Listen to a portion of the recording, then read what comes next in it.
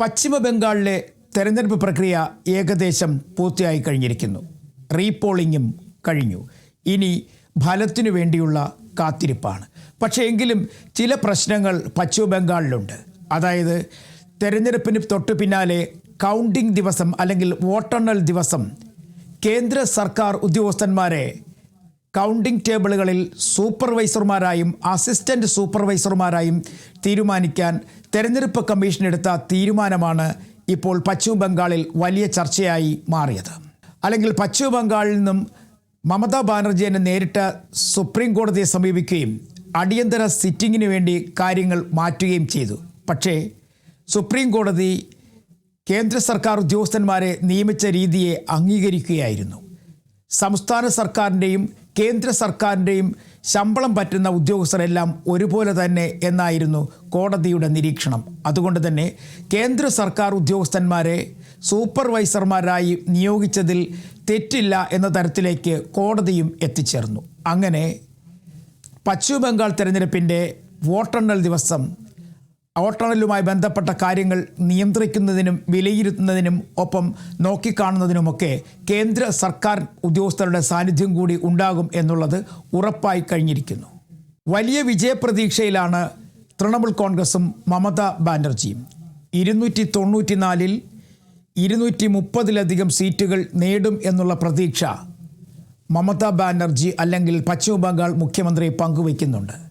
കാരണം കഴിഞ്ഞ തിരഞ്ഞെടുപ്പിൽ അത്തരത്തിൽ അവർക്കെതിരെ വലിയ തരത്തിലുള്ള പ്രതിഷേധങ്ങളും ഒപ്പം തിരഞ്ഞെടുപ്പ് ദിവസങ്ങളിലുണ്ടായ പ്രശ്നങ്ങളും പ്രതിസന്ധികളുമൊക്കെ മറികടന്ന് 2021-ൽ അധികാരത്തിലെത്തുവാൻ മമതാ ബാനർജി കഴിഞ്ഞെങ്കിൽ അതിനേക്കാളൊക്കെ മാറിയ ഒരു അന്തരീക്ഷം 2026 ആകുമ്പോഴേക്കും പശ്ചിമ ബംഗാളിൽ ഉണ്ട് എന്നാണ് മമതാ ബാനർജി വിശ്വസിക്കുന്നത്.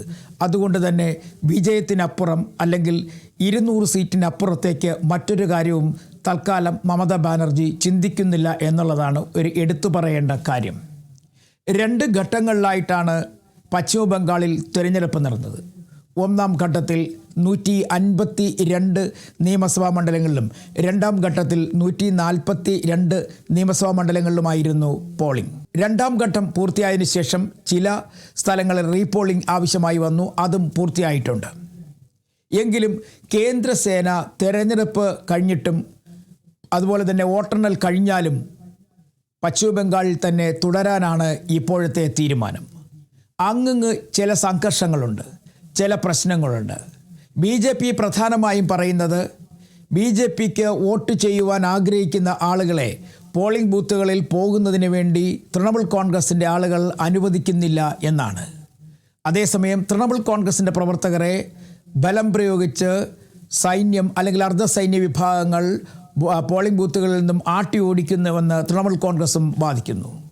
ഇത്തരത്തിൽ വലിയ തരത്തിലുള്ള വിഷയങ്ങളും ചർച്ചകളും ഇപ്പോഴും തൃണമൂൽ കോൺഗ്രസുമായി ബന്ധപ്പെട്ടും BJPയുമായി ബന്ധപ്പെട്ടും പശ്ചിമ ബംഗാളിൽ നിലനിൽക്കുകയാണ്.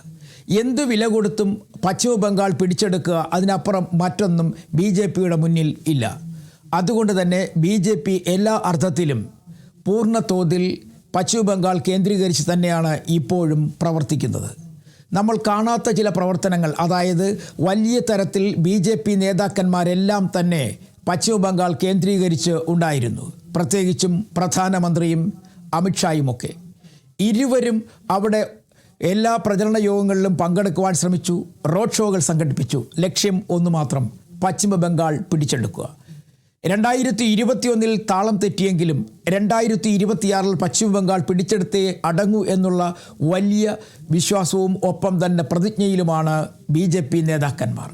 അതുകൊണ്ട് തന്നെയാണ് ഏതെങ്കിലും തരത്തിലുള്ള പ്രശ്നങ്ങളുണ്ടായാൽ, ഏതെങ്കിലും തരത്തിലുള്ള അട്ടിമറി നീക്കങ്ങളുണ്ടായാൽ അതിനെ നേരിടുക എന്ന ലക്ഷ്യത്തോടു കൂടി അർദ്ധസൈന്യ വിഭാഗങ്ങളെ തെരഞ്ഞെടുപ്പിന് ശേഷവും വോട്ടെണ്ണലിന് ശേഷവും പഴയപടി അവിടെ തന്നെ തുടരുവാൻ അല്ലെങ്കിൽ പശ്ചിമ ബംഗാളിൽ തന്നെ തുടരുവാൻ ഇപ്പോൾ തീരുമാനിച്ചിരിക്കുന്നത് കേന്ദ്ര സർക്കാർ.